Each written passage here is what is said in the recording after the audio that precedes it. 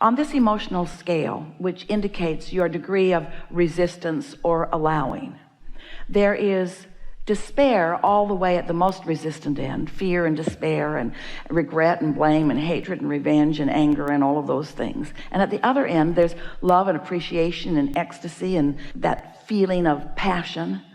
But in the center of the scale is contentment or satisfaction.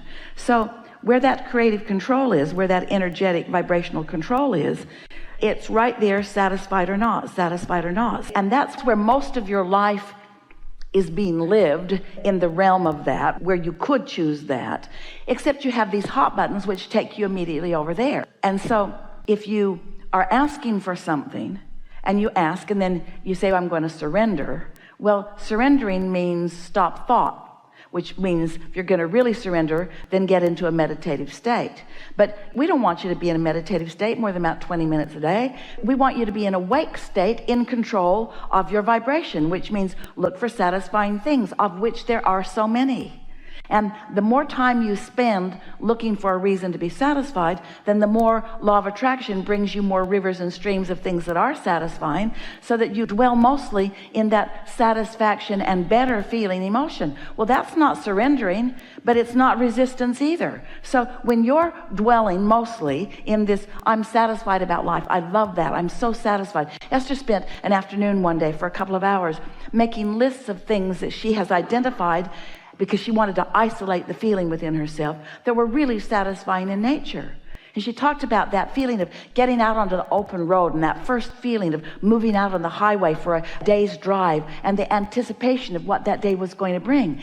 Now, that feeling of utter satisfaction, of supreme satisfaction, did not last all day long, but she remembers feeling it nearly every time that she pulled out onto the roadway in the monster bus with the tow car in tow. That feeling of excellence of the vehicle and adventure of her life and happiness of her life, she isolated it. She focuses on slipping into a lovely seat in a lovely restaurant with lovely people, and identifying the beauty of the place and the niceness of the people who are working there, and the fragrance of the food in the air, and how a little bit of focus there. And she will say, well, I'll tell you right now, I'm going to be very happy here, I'm so satisfied.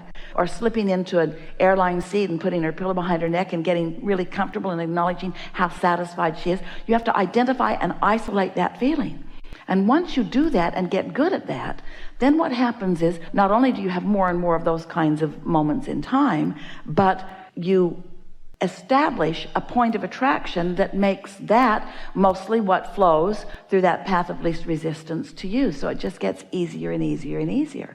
Well, of course, things are going to happen. Somebody is going to bump your car, or your flight might be canceled, or life comes at you. The question is, how stable are you standing as they come? And how deep is your basis of satisfaction?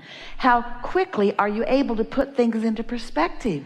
You have an earth that spins in its orbit every single day in perfect proximity to other planets in ways that we can't even begin to describe, and for reasons that you couldn't understand if we did describe it. That would need to be the only thing that you focus on, that would give you reason, substantial, validated reason to feel satisfaction, and yet it's not something that comes up in your mind very often. Somebody bumped my car. Well, the earth is still spinning in its orbit. That's usually not where you go. But you could look at the overview of your life experience, and you could acknowledge the well-being that is dominant. No matter what's going on, well-being is dominant.